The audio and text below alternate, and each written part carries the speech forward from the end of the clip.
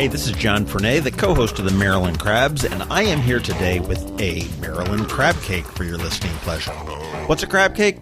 It's not quite a full episode, it's just a little snippet. Stay tuned and check it out. And make sure you check us out on themarylandcrabs.com. You can follow us on Twitter at MD Crabs Podcast or find us on Facebook at the Maryland Crabs Podcast. And don't forget, subscribe, rate us, iTunes. Go there now.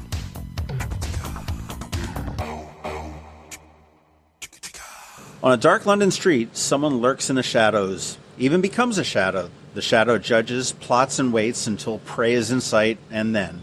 Anna Pearson, a 28-year-old American punk rocker turned career woman, has always been drawn to scary things and even scarier men. New to London, she attends a ghost tour where she meets Tom Hall, the attractive and enigmatic tour guide. During this tour, Anna experiences a sudden, unexplained pain that surges through her body, and then it vanishes in an instant. Tom, intrigued by Anna, asks her to tea. These events set in motion a journey through Tom's dark past, Anna's odd premonitions, and a media frenzy regarding a rash of vigilantism, hate crimes plaguing the streets of London. Although a dark and unnerving mystery with a violent edge at its core, Nightwalker tells the tale of two people who face extraordinary circumstances where passion, doubt, and fate drive their unrelenting love. And we are here today with Janice Coleman, who is the author of this, and surprisingly, I don't know whether it's surprising anymore, but an Annapolis resident. You live right down here in Annapolis. How are you today? Good. How are you? Good. Good. This is an interesting book. It's I've not read it yet, but it sounds very interesting. Nightwalker, and I wanted to talk to you a little bit about the book. I understand it's your first book. It is. That you've written, and they say that everybody has a book in them. Is that true? Maybe. You just got to find out when it comes out, I guess. Yeah, exactly. I think when the creativity hits you. Well, it's what I'd like to sort of. I'm always fascinated by people that come up with these ideas and execute them. Yeah. And it's, sometimes you get up and you wake up in the morning and you go, oh, no, that's just really stupid. What was I thinking? It was a bad night of drinking or whatever it may be. Right. And other people really execute on them. And I mean, I'm looking at the book that you have here, and it's a sizable book. It's a thriller. It's a paranormal thriller, I guess. Yes, that's what you call it, I would say. The genre that they will do. There's a lot of genres in it, but yes. Where did this come about? You are not an author by trade. No. And how did this all come about for you? Well, when I was younger, I did write a lot, mainly short stories, and I really enjoyed it. And later on, I started having other interests. Went to college. Writing wasn't my thing necessarily, although I did a lot of writing in college just because of research papers and things like that. And I got away from it.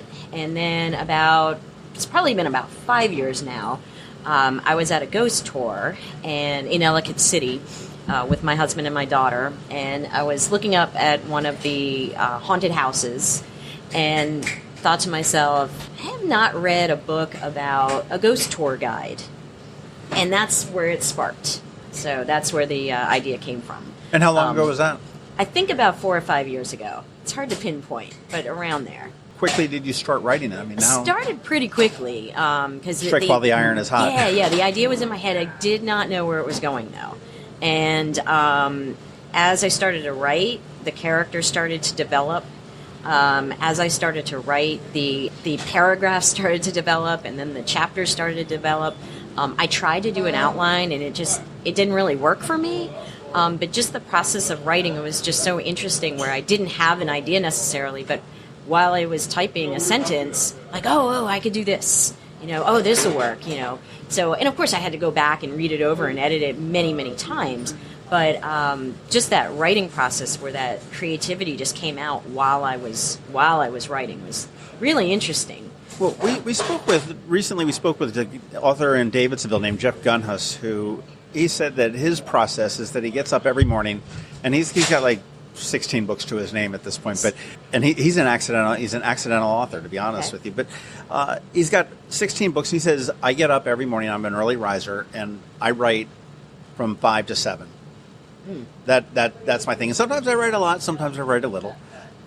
And he says that's what keeps him going. This is my time. And the other days when we can't do that. I got to take the kids to school, or Right. something's going on. But generally, that's my writing time, is before everybody gets up and everything else. How did you? I mean, was this done? Obviously not in one sitting, but No.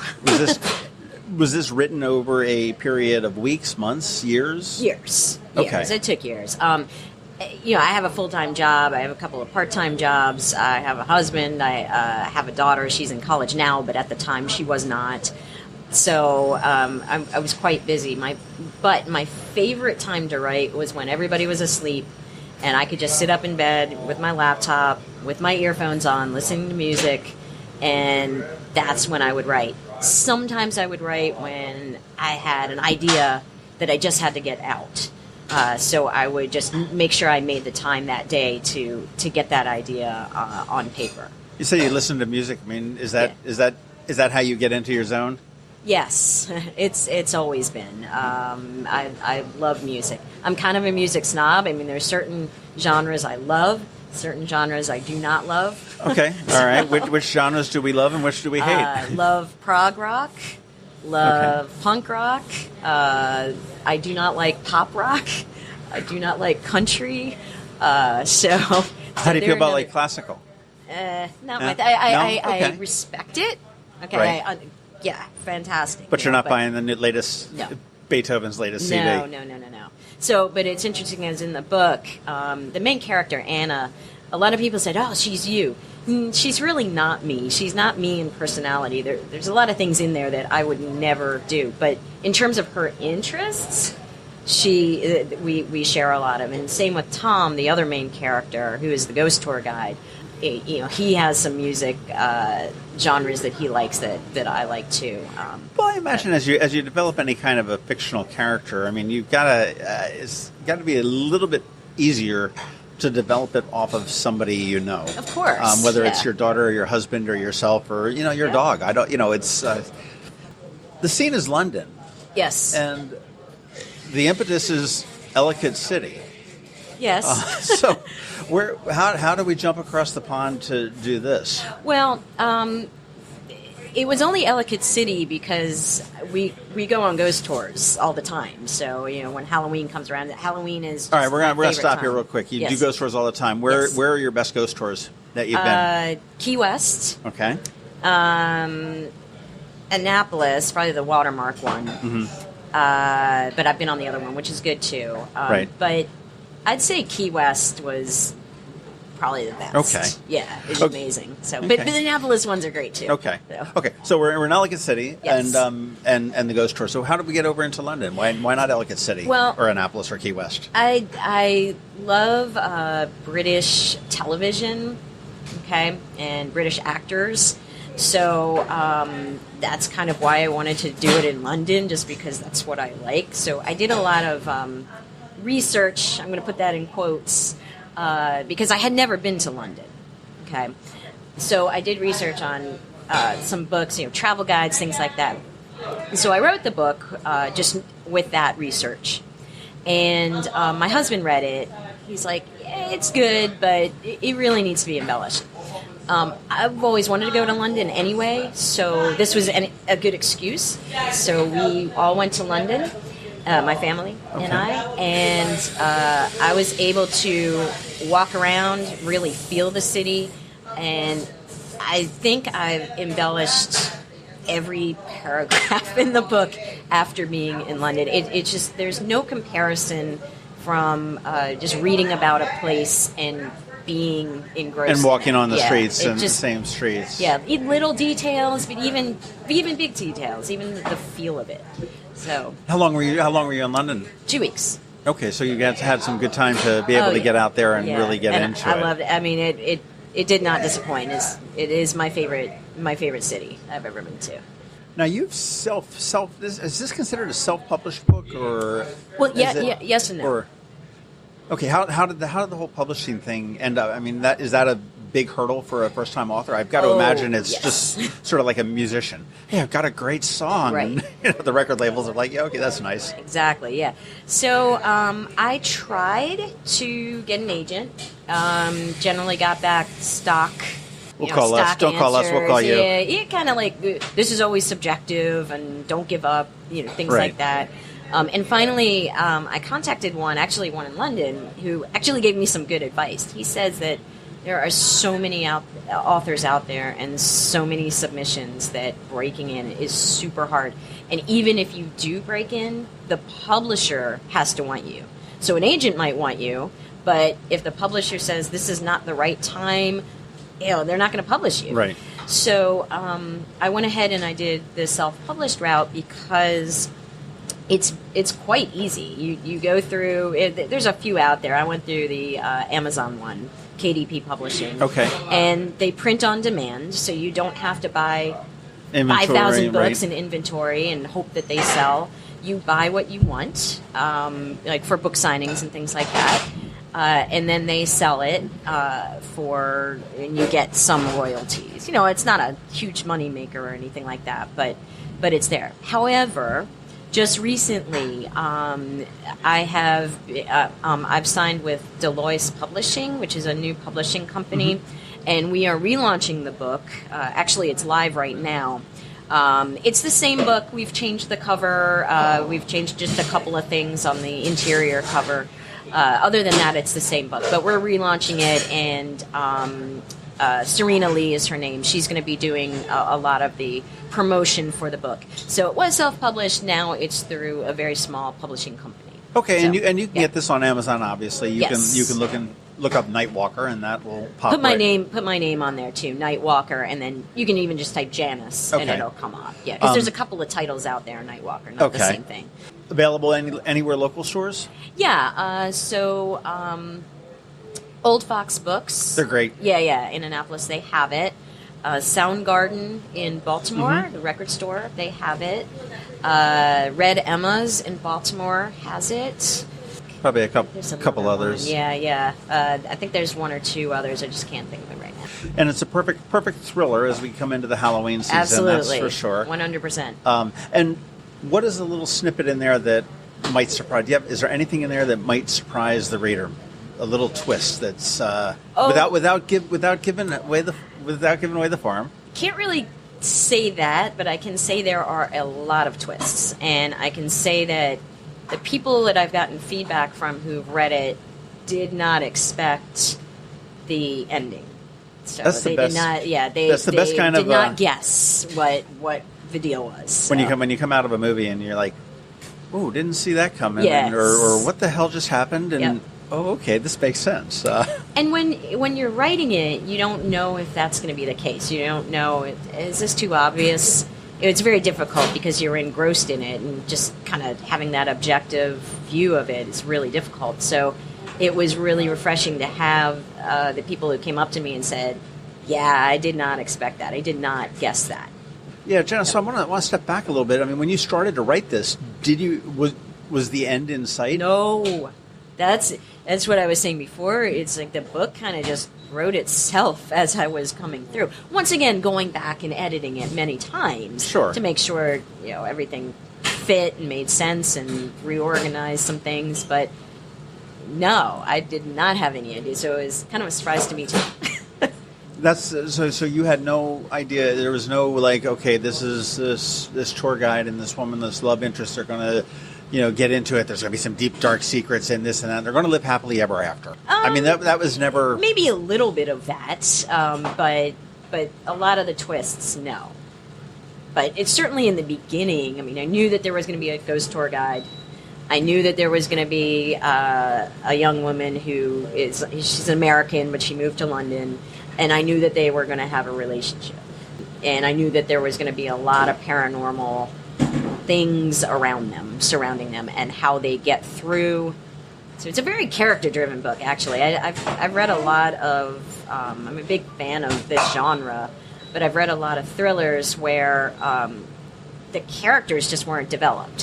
You couldn't relate to any of the characters, and I don't really like those kind of books as much. So I tried to write this with what I like, and that's good character development, but also a plot. Well, I think it's critical that you do with any job or career, or I would imagine in writing a book or writing a song or a movie or anything, you've got to write the characters that you like. Yes. And I mean, they don't have to be good characters. As far as moral and upstanding and whatnot, but they've got to be characters that you like that you can get into. And I mean, Yes. you've got to, that's how you get into their head or they get into your head one way or the other and figure it out. And as you were going along, though, but I mean, was that, you're just saying, ooh, there could be a twist here.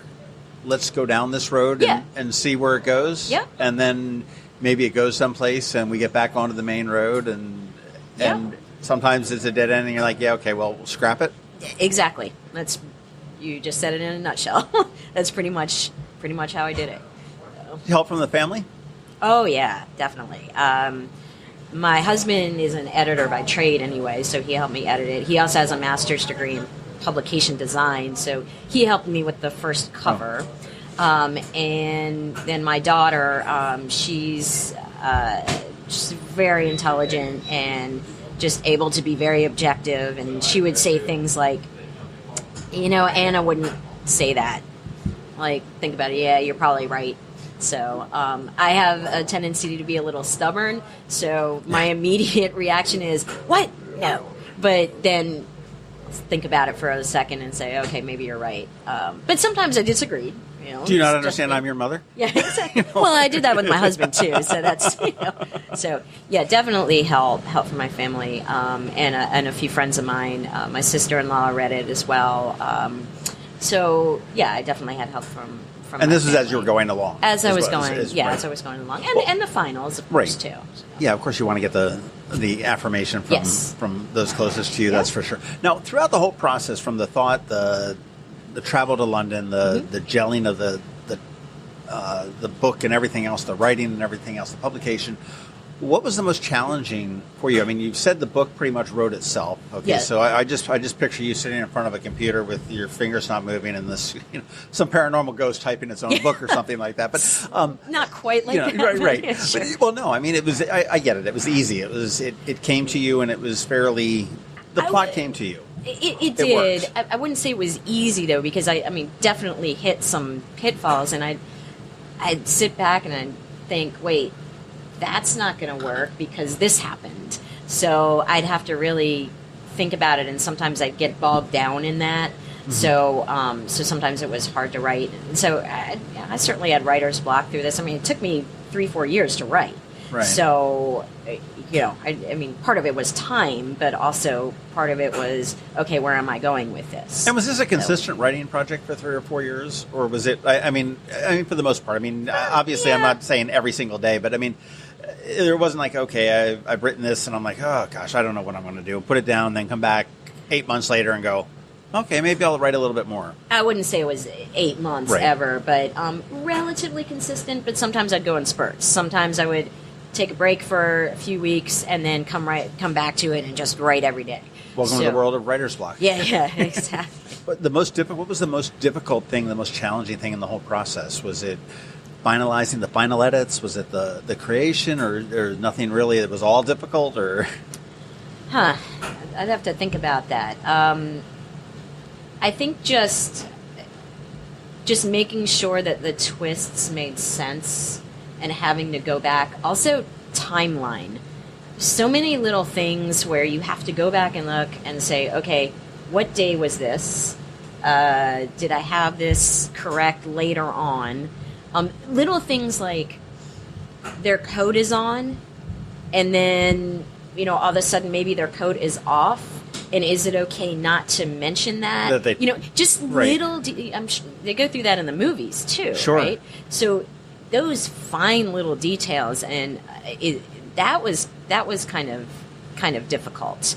I never really thought about that being something that you would have a consideration for to that level of detail in a book. Yeah, it's there. I mean, is this something? I mean, are you looking to do something more with this? Is this looking? And obviously, I know that's a huge step to become from a book to a movie. Just ask J.K. Rowling. But I mean, is that something that you would love to see a screenplay adapted for it? Oh my gosh, that would be my dream. I mean, I've been told this would be a good movie. I think it would be a good movie. How to get there, I'm not really sure. It's not very clear. Yeah. Writing the book is a little more clear than getting it on the screen. Absolutely. Well, I think it's amazing. I've worked with the film festival in Annapolis for many years, and I think it's so funny that, and in the music industry as well, that bands and the creative types are not necessarily looking for record labels. Mm-hmm. They're not looking for big screen debuts. They're looking for syndication on YouTube. Right. Or Amazon, or any of these other, Netflix, any of these other streaming services. And I know there's plenty of bands that they don't write to do concerts, they don't write to do albums, They write to hope that their song will be picked up as a theme for the next Friends, right? Or something along those lines. Mm-hmm. And it's quite interesting just the way the technology has changed. And certainly you mentioned KDP and Kindle Direct Publishing. Yep. I mean, that just makes it so simple to do. It does. So the actual publishing part, comparatively, the publishing part, not hard. The marketing, that's the challenge. Going back to what you said, what's the most challenging? It was actually the marketing. So getting it out there. I mean, you're not going to search for this book unless you know about it. It's not just going to pop up in Amazon. Right. People don't go. I mean, I do, but most people don't go to bookstores and just kind of browse and say, "Oh, that looks neat." So right, you read the flaps and yeah. So if you're not a known author, so that's why I got Deloitte's Publishing involved to help with the marketing, because that's where that is the difficult part of this. And it certainly is for somebody that has a job and another job and yes. a college tuition to pay for and everything exactly. else. So it's I totally understand that. Yes. Is there another book in there? I hope so. I have started it. I'm once again not really sure where it's going yet. But is it a paranormal thriller? It's. I want it to be a sequel. I mean, it's a sequel. Okay. So I really, going back to the characters, I really miss my characters. So I love my characters. I think that they are real people. I think about them all the time. So I think actors probably do that too. Once they get into a character, they can just love their character, even hate their character. I mean, not to say that my characters are not flawed, because 100% they are, but they just kind of became part of my family. Well, we all are flawed. I mean, yes. So it's interesting. I mean, how you see and you get into the characters.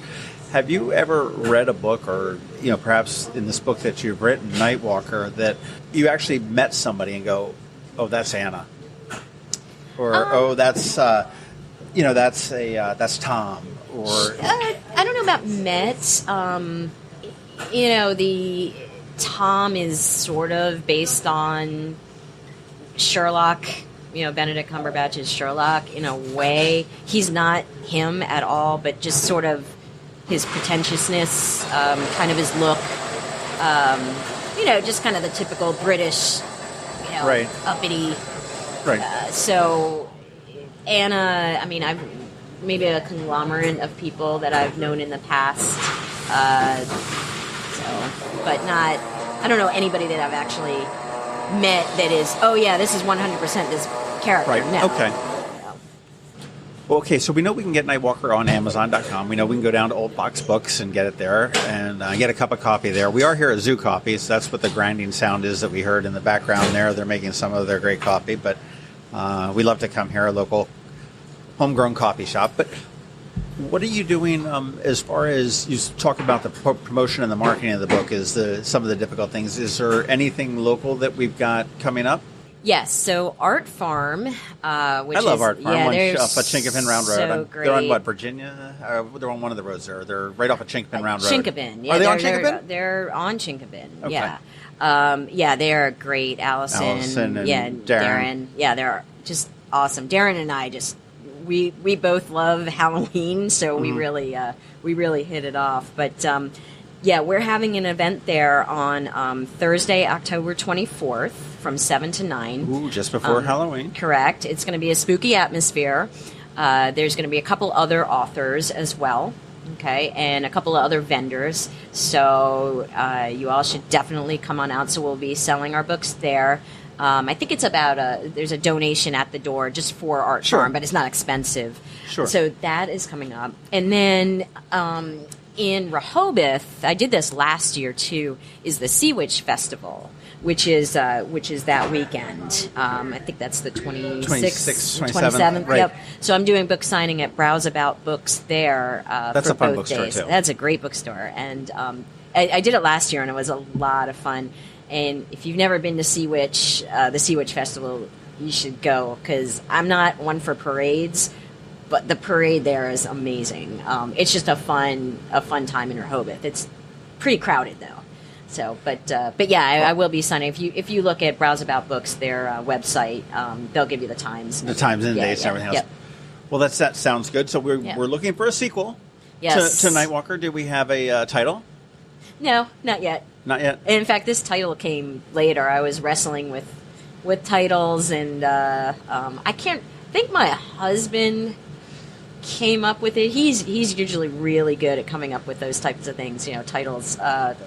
So it came after the book. Well, I do suggest that we get down to Old Box Books and check it out. Buy it there. Get down to Art Farm locally here in Annapolis, or down to the Sea Witch Festival in Rehoboth. Yep. Nightwalker. It is by Janice Coleman, and she is a local resident here. A first of many books, I think, probably. I hope so. But you can find out more information, and actually you can probably order it right off of your website too, can't you? You can. There's There's a probably link to Amazon, but on yes. there. But you want to go to which is a trending topic today. Yeah. It's night-walker.weebly.com. Yep. So night-walker.weebly.com. You can find out some of the impetus behind the book, little excerpts of it and whatnot. And it looks like a fascinating book. I'm excited to read it. I do like the paranormal that intrigues me. So I appreciate your time today, and thank you. Good luck at the Sea Witch Festival and at Art Farm, and getting out of that writer's block for round 2. Yes, thank you very much. This has been the Maryland Crabs podcast with Tim Hamilton and John Fernay. Sure to follow them at all the regular places: Facebook, Twitter, YouTube, and online at themarylandcrabs.com. Take a moment to rate us on iTunes. Now, get the hell out of my kitchen. Seriously, go! You're still here? It's over. Go home.